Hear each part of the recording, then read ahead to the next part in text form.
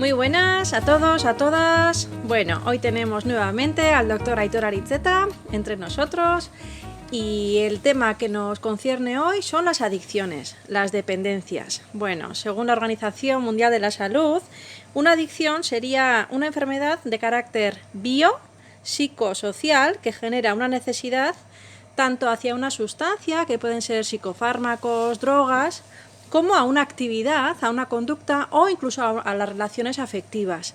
Vamos a aprovechar que tenemos entre nosotros a Aitor Aritzeta para preguntarle algo más sobre las adicciones. Muy buenas, Aitor. Hola, Goretti, ¿qué tal? Buenas. Bueno, empecemos por el principio. ¿Cómo se genera una adicción, una dependencia? ¿Cómo funciona un cerebro adicto?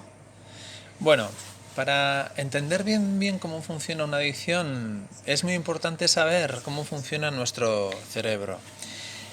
Hay un funcionamiento neurológico fundamental del cerebro, y es que, bueno, nosotras como animales tenemos un sistema que funciona desde hace muchísimos años, que es el sistema de recompensa. Bien, pues este sistema primitivo, primario, de recompensa que tenemos todos los animales, es activado, es estimulado de manera muy intensa cuando, por ejemplo, consumimos ciertos tipos de drogas, ¿no? Pues la heroína, la cocaína, o cuando algunos comportamientos nos generan un placer muy grande, muy extremo, bien por necesidad o bien porque estamos huyendo de otros sufrimientos u otros vacíos, ¿no? En el momento en el que se produce la activación de este sistema, segregamos una hormona denominada dopamina. Y el funcionamiento de la dopamina es incremental, es decir, genera un proceso de habituación que a lo largo del tiempo implica que necesitemos mayores cantidades de dopamina para poder satisfacer al sistema neurológico básico del sistema de recompensa que hemos mencionado antes. Pues este es un sistema básico, es decir, se producen ciclos de repetición en la que la segregación de dopamina cada vez necesita ser mayor para producir los mismos niveles de bienestar y de placer. Y entrando en ese círculo vicioso es donde se empiezan a gestar los comportamientos de dependencia. Bien, bueno, pues sobre esta base tenemos que entender que este sistema de recompensa está íntimamente vinculado con un instinto básico de todo ser humano, que es el instinto de supervivencia.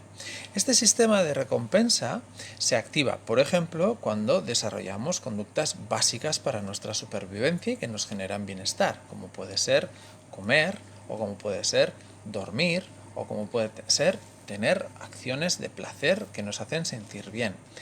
El sistema de recompensa, al estar activado o al ser estimulado por sustancias exógenas o al ser extremadamente activado por comportamientos que vinculamos con nuestro bienestar, nuestro cerebro entiende que esa cocaína que se ha tomado, o esa heroína, o esa droga, o ese comportamiento que de alguna manera se va fijando en nuestra vida, está vinculado también a una necesidad, a un instinto básico de supervivencia, lo cual impulsa al cerebro a buscar la repetición de ese comportamiento.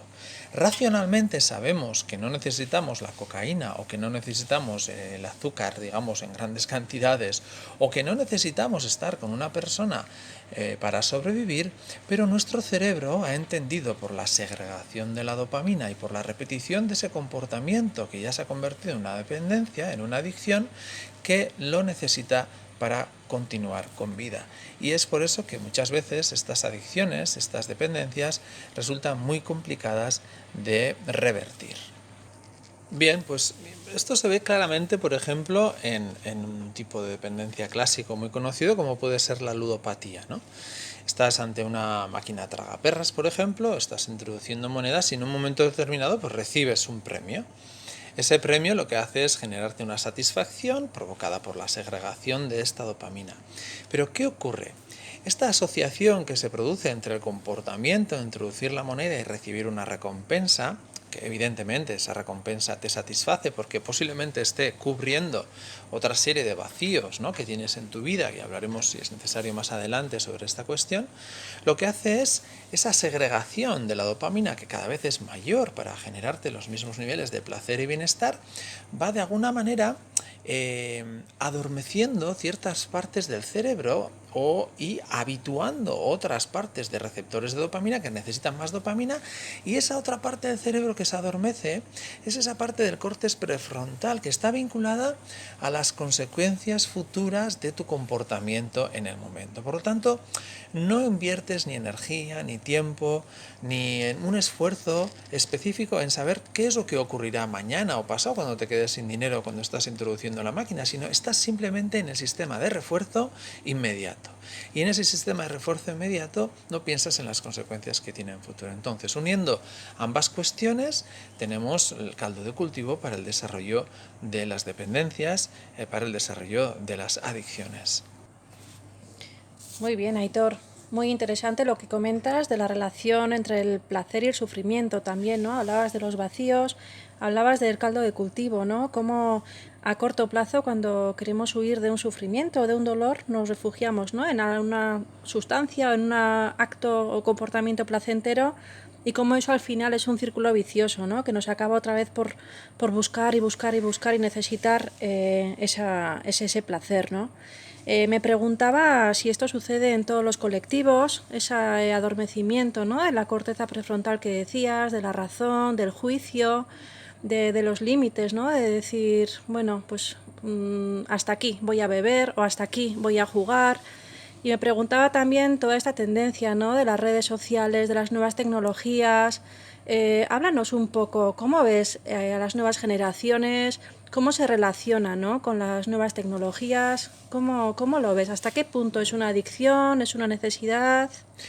Bueno, la verdad es que, claro, los colectivos más jóvenes, si tenemos en cuenta que, digamos, el ciclo, el proceso desde el punto de vista de desarrollo no concluye hasta los 25 años y nuestra corteza prefrontal no termina de desarrollarse hasta esta edad, pues son colectivos mucho más vulnerables, ¿no? Hay que tener especialmente cuidado en el desarrollo de dependencias en edades tempranas porque se posee menos capacidad de control del comportamiento, pero también no por una cuestión solamente de personalidad o de contexto sociofamiliar, sino también por una cuestión también neurológica, ¿no?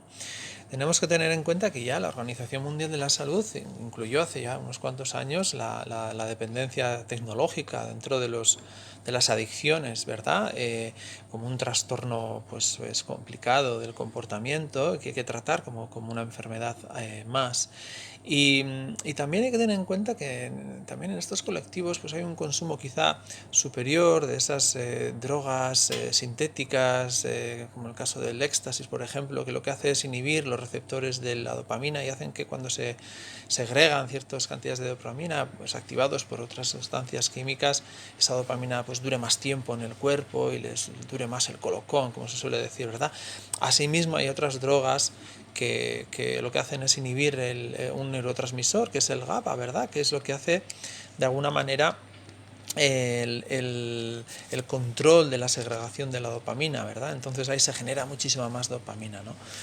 La tecnología al final, como decías Goretti, es al final un sistema de refuerzo inmediato, de placer inmediato, de hedonismo, ¿verdad? En el que buscamos la recompensa inmediata, y con esto lo que hacemos es generar ciclos de recompensa rápida que también hacen que se reduzcan sus capacidades de concentración, de análisis, de reflexión, y que por lo tanto la tecnología también incluso está, lo sabemos, ¿no? Investigaciones demuestran que los juegos a los que juegan los adolescentes, los niños, están diseñados con un sistema de recompensa muy parecido a las tragaperras que generan procesos de recompensa aleatoria para provocar dependencia, ¿no?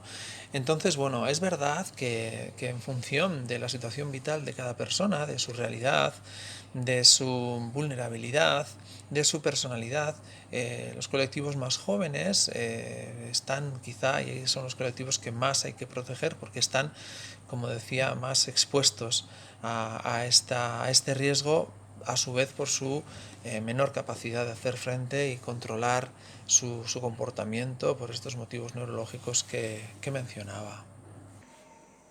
Bueno, Aitor, y viendo la complejidad, ¿no?, de todo este fenómeno de las adicciones y de la responsabilidad social que también tenemos, ¿no?, los familiares que estamos en torno a una persona que se ha metido en algún tipo de adicción, me pregunto cómo les podemos ayudar a salir, ¿no?, de estas dependencias, alguna clave, algo que nos pueda dar algo de luz. Bueno, yo creo que antes de pensar tratamientos o en procesos de ayuda o de claves para poder salir de algunos problemas, es fundamental hacer un diagnóstico lo más completo posible, ¿no? Y creo que es importante tener en cuenta que una dependencia, una adicción, en realidad es un síntoma de algo que falla en el sistema. Es decir, algo que falla en el sistema del comportamiento de esa persona porque en su vida algo no va bien. Y es un síntoma muchas veces de, pues no sé, puede ser de un vacío existencial, de un trauma bloqueado, de una situación de la que no puede salir, de una insatisfacción vital.